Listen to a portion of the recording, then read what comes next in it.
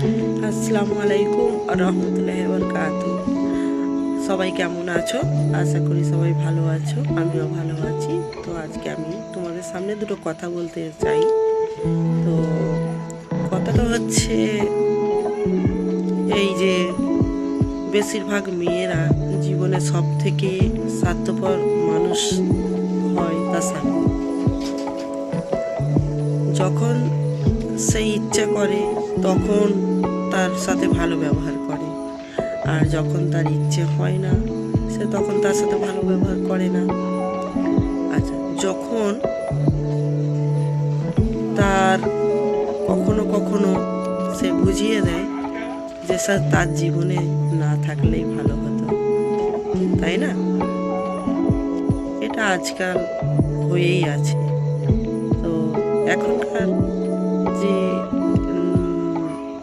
সময় চলছে, এখনকার যে যুগ চলছে, এইটা হলো এখনকার এই যে কথাগুলো এখনকার সাথে অনেকটা মিলে আসে। তো যখন কোনো ছেলেকে কোনো মেয়েকে ভালো লেগে যায়, সেই ভালো লাগাটা ভালোবাসা হয়।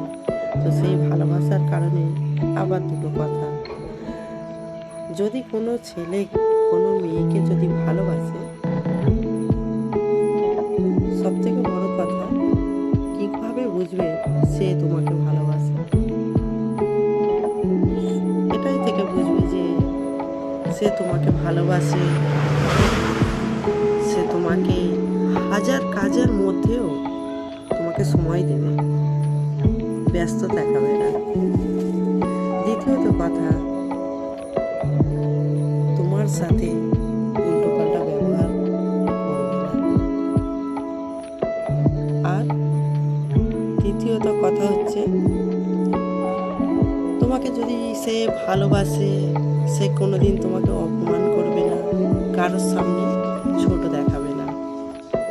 আর চতুর্থত কথা, তুমি হাজার কষ্ট পেলে সে যদি ভাবে যে তুমি কষ্ট পাচ্ছ, তোমার সাথে সেও কষ্ট পাবে। আর সে কষ্ট পাওয়া মানে তুমি তাকে বুঝবে সে একমাত্র তোমাকেই ভালোবাসে। চতুর্থত কথা হলো, আমরা একটা মেয়ে, তো আমাদের জীবনে কোনো দাম নাই, কারণ আমরা হচ্ছি কারোর না কারোর উপরে আমরা নির্ভর করে আছি। জন্ম দিয়ে বাবা মার উপরে 18 বছর থেকে গেছি। 18 বছর পর স্বামীর ঘরে এলাম, স্বামীর উপরে নির্ভর করে। যখন মা হলাম তখন ছেলের উপরে নির্ভর। আবার দেখো, ছেলে যখন বড় হলো, মা তার কাছে সবচেয়ে বোঝা হয়ে গেল। তাহলে আমরা মেয়েরা কার উপরে নির্ভর করে আছি? আমাদের জীবনের কতটা দাম আছে? তো তোমরা বলতে পারবে কি যে আমাদের মেয়েদের জীবনে কোনো দাম নেই? কি আছে? তো আজকের এই কথাটা তোমাদেরকে আমি প্রশ্ন করলাম যে আমরা মেয়েরা কিভাবে একের পর এক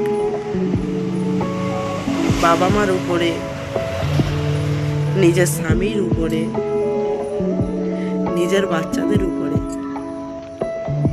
নির্ভর করে থাকি।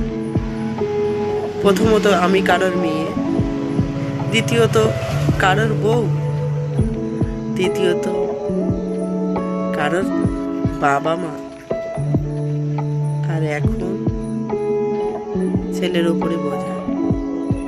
তা কি বললাম বন্ধুরা, তোমরা বুঝতে পেরেছো নিশ্চয়ই। এগুলো হলো আমাদের মেয়েদের জীবনী। তো যদি কারোর এই কথাটা ভালো লেগে থাকে তাহলে এসে কমেন্টে জানাবে।